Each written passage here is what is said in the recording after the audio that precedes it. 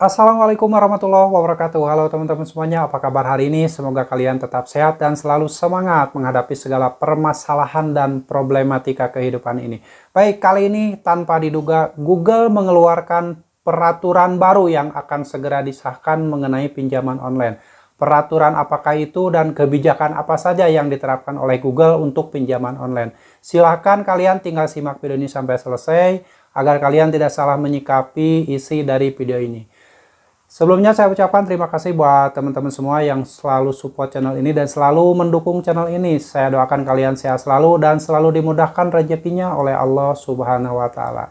Baik teman-teman, karena mungkin kebijakan-kebijakan dari OJK ini kadang tidak sesuai dengan yang terjadi di lapangan, sehingga itu menyulitkan nasabah-nasabah gagal bayar pinjaman online yang setiap harinya selalu diteror oleh DC-DC pinjaman online.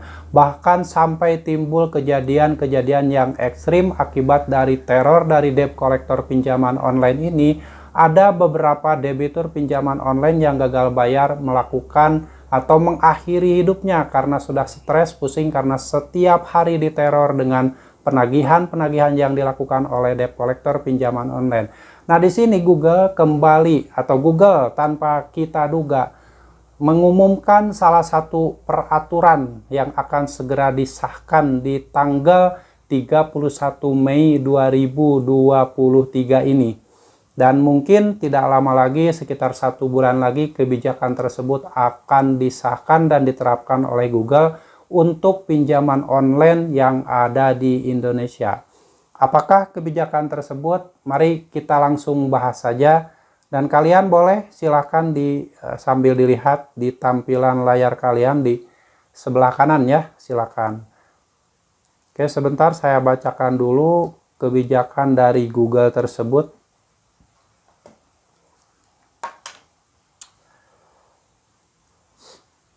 Oke, langsung saya bacakan ya. Google akan membatasi akses untuk aplikasi yang menawarkan pinjaman online kepada individu.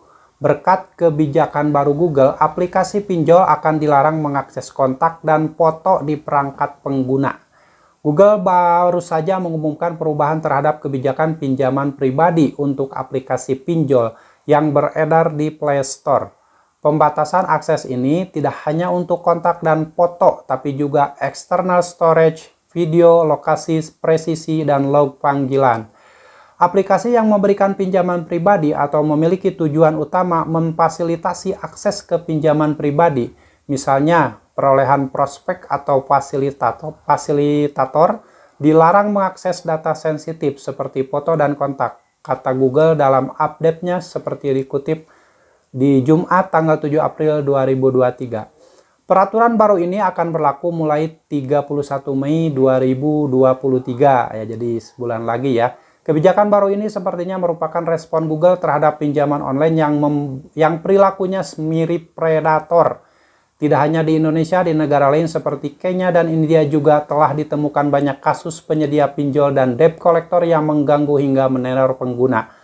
Pinjol dan debt collector ini bisa mengakses kontak pribadi peminjam dana yang memungkinkan mereka menghubungi keluarga dan teman pengguna untuk menagih hutang. Dalam beberapa kasus yang ekstrim, debt collector bahkan mengedit foto porno yang wajahnya diganti dengan wajah peminjam untuk semakin mengintimidasi. Tragisnya, beberapa pengguna pinjol yang sudah tidak kuat diteror memilih untuk bunuh diri. Nah, itu salah satu pengumuman dari Google yang akan menerapkan sebuah aturan kepada pinjaman online.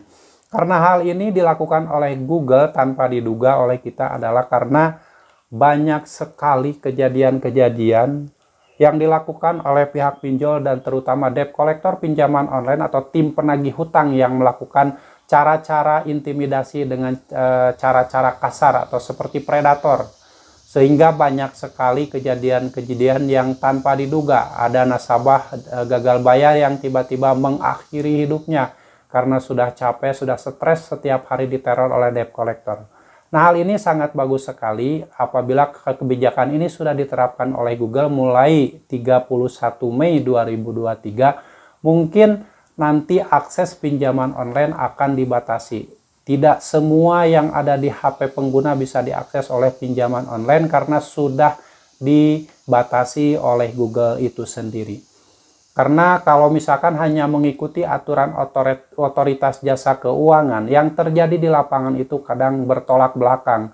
Banyak sekali kejadian-kejadian penagihan-penagihan yang tidak sesuai dengan aturan otoritas jasa keuangan. Ini bisa menjadi kabar gembira buat kita semua pengguna smartphone. Jadi privasi kita akan sedikit terlindungi dengan kebijakan dari Google ini. Semoga Google akan lebih meningkatkan peraturan-peraturan yang lebih ketat lagi sehingga tidak semua platform pinjaman online bisa mengakses seenaknya apa saja yang ada di handphone penggunanya. Oke ya, ini kita sambut gembira, dan karena hal ini mungkin ada efek positif untuk para pengguna pinjaman online sehingga mereka dalam menggunakan pinjaman online ini akan dibatasi dan mereka tidak bisa, pinjaman online ini tidak bisa lagi nantinya mengakses foto, mengakses kontak, mikrofon, dan yang lainnya. Terutama kayak foto-foto yang ada di galeri yang tersimpan di handphone kita, kadang itu kan diretas, diambil fotonya, diedit-edit. Setelah itu kalau misalkan ada debt collector yang melakukan seperti yang Google bilang, yaitu foto itu ada foto porno dan wajahnya diganti oleh foto dari debitur pinjaman online yang telat bayar. Itu kan sangat mengerikan sekali, sangat jahat sekali, tidak berperi kemanusiaan. Cara-cara penagihan yang dilakukan debt collector ini adalah musuh dari nasabah pinjaman online, sehingga jangan sampai menyalahkan nasabah pinjaman online apabila saat ini mereka banyak yang gagal bayar karena ketidakmampuan bayar dan juga karena banyaknya intimidasi dan cara-cara penagihan dari debt collector pinjaman online yang tidak berperi kemanusiaan. Itulah yang menyebabkan banyak sekali kejadian-kejadian yang orang-orang yang gagal bayar di aplikasi pinjaman online ini, ada yang bunuh diri, ada yang membunuh karena ditagih oleh debt collector, tidak punya uang, akhirnya melakukan kejahatan. Nah, hal itu bisa sedikit kita redam apabila memang Google sudah menerapkan aturan tersebut, sehingga tidak seenaknya debt collector pinjaman online ini mengakses kontak yang di luar kontak darurat. Selain itu, tidak semudah itu debt collector akan mengakses foto-foto yang ada di handphone penggunanya. Mudah-mudahan ini segera terlaksana, dan buat teman-teman yang saat ini sedang kesulitan karena gagal bayar di pinjaman online, kalian harus tetap semangat, jangan sampai mental kalian ngedrop. Kalian harus tetap berpikir secara logika. Jangan terintimidasi, jangan sampai terprovokasi dengan apa saja yang dilakukan oleh debt collector pinjaman online. Abaikan semua itu, kalian bisa fokus untuk membangun masa depan kalian dan fokus mencari peluang rezeki agar nanti kalian bisa membangun masa depan kalian yang lebih baik. Dan buat teman-teman semuanya yang belum pernah mengakses, belum pernah mengenal yang namanya pinjaman online, saya selalu menyarankan jangan pernah meminjam uang di pinjaman online, karena hal itu akan menjerumuskan kalian ke hutang yang lebih besar.